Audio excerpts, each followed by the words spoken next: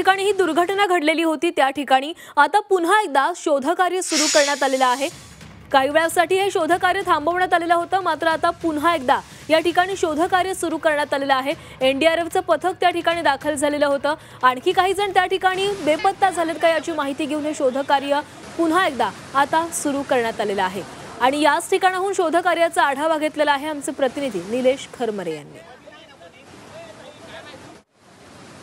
आता search operation आहे ते सुरू झालेलं आहे। रायगडची जी रेस्क्यू टीम आहे या दोन टीमा या ठिकाणी आता नदीमध्ये उतरून सर्च मोहीम राबवत आहेत। आता दादा आपण नेमकं कशा प्रकारे सर्च राबवणार आहे? आता ही व्हाईट राफ्टिंगची जी बोट आहे आपण नदीमध्ये टाकणार आहेत। तहसील साहेबांनी सांगितलंय का तुमच्या हिशोबाने तुम्ही चेक करा, एक लोकांची जी अनुषंगा आहे का काही असू शकतं, तर त्या हिशोबाने आपल्याला एकदा सर्च करायचं आहे। आणि ऑफिशियली रिपोर्ट नाही आला आहे आपल्याकडे कॅज्युअलिटीचा, काही अजूनही कोणी मिसिंग असा अजूनही रिपोर्ट नाही आलेला आहे, पण तरी पण आपण एक खबरदारी म्हणून आपण ही मोहीम राबवतोय। आता तुमच्या दोन टीमा आहेत, तर तुम्ही नदीच्या दोन्ही बाजूला एक स्पीड बोट आहे ती आपली अजून खाली गेलेली, खालच्या डॅमला गेलेली आहे, आणि ही व्हाईट राफ्टिंग जी पाण्याच्या करंट सोबत खाली जाणार आहे। आपल्यासोबत काय उपकरणं असणार आहे? आपल्या सोबत आहे ही व्हाईट राफ्टिंग जी रिव्हर राफ्टिंगसाठी यूज करतात। पॅडल्स आहेत, सेफ्टीसाठी आमच्यासाठी जॅकेट्स आहेत, हेल्मेट्स आहेत, वॉकी टॉकी आपण कम्युनिकेशनसाठी आपण यूज केलेले आहे। कॅमेरा सुद्धा आहे का? कॅमेरा पण आहे, इन केस आपण काही आपल्याला दिसतं तर आपण रिपोर्ट करू शकतो। जर आपण घटना बघितली तर अगदी हाकेच्या अंतरावर घटना आहे। ज्या ठिकाणी दुर्घटना झाली तिथून पुढे किती आपण किलोमीटरचा परिसर सर्च करणार? जोपर्यंत आपल्याला काही भेटत नाही तर अप्रॉक्स आपण 4 ते 5 किलोमीटर पुढे जाऊ शकतो। तुम्ही या ठिकाणी पाहताय की जी दुर्घटना घडली होती अगदी माझ्या पाठीमागच्या साईडला तो ब्रिज आहे तो कोसळला होता, आणि त्या दिशेनेच आता या ठिकाणी ही जी रेस्क्यू टीम आहे ती आता सर्च ऑपरेशन राबवत आहे।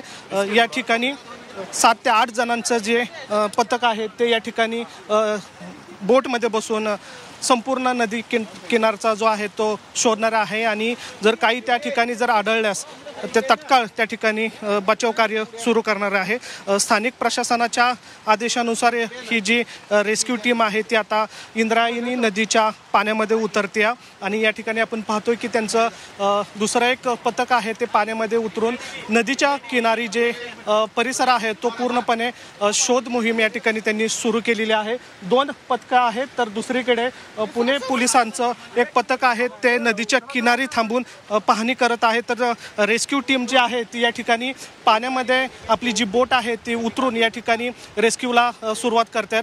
खरं तर सकाळपासून पावसाचा जोर आहे तो वाढलेला आपल्याला पाहायला मिळतोय, त्यामुळे या ठिकाणी जी स्पेशल जी बोट असते स्पीड बोट ती या ठिकाणी त्यांनी आणलेली आहे, आणि पाण्याचा प्रवाह मोठ्या प्रमाणात असल्यामुळं अशा पाण्यामध्ये अशा प्रकारचीच बोट लागते, त्यासाठी त्यांनी विशेष जी ही बोट आहे स्पीड बोट आहे ती या ठिकाणी आणलेली आहे, आणि यामार्फतच ते इंद्रायणी नदीच्या किनाऱ्याचे दोन्ही भाग आहेत ते शोधायला सुरुवात करणार आहेत। आपण या दृश्यांमध्ये पाहतोय की रेस्क्यूचे जे जवान आहेत ते आता या ठिकाणी सज्ज झालेले आहेत, आणि नदीच्या किनारी पूर्णपणे पाहणी करणार आहेत की या दुर्घटनेमध्ये अजून कोणाची मृतदेह अडकलेला आहे का याचा या ठिकाणी पाहणी करणार आहेत।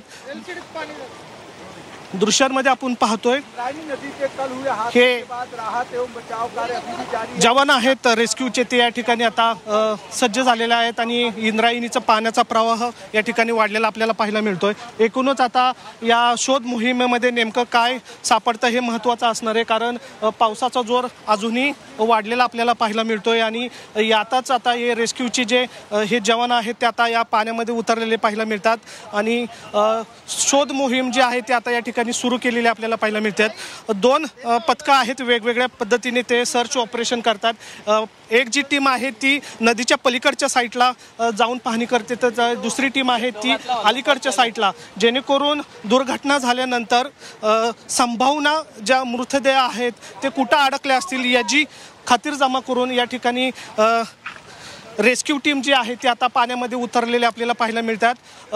अत्याधुनिक अवजारे आणि टेक्नॉलॉजी कॅमेऱ्यांसह हे जे पथक आहे हे पाण्यामध्ये उतरलेलं आपल्याला पाहायला मिळत आहे आणि दोन्ही बाजूंनी या ठिकाणी शोध मोहीम सुरू केली जाते. विशेष करून नदी पात्रामध्ये जे खडक आहेत त्या ठिकाणची ते पाहणी करणार आहेत. कदाचित या ठिकाणी एखादा मृतदेह असला तर त्याचा तत्काळ त्याला रेस्क्यू करता येईल किंवा त्याची पाहणी करता येईल. अशा अनुषंगाने हे जे पथक आहे ते आता नदीच्या किनारी जाऊन पाहणी करताना आपल्याला पाहायला मिळत आहे.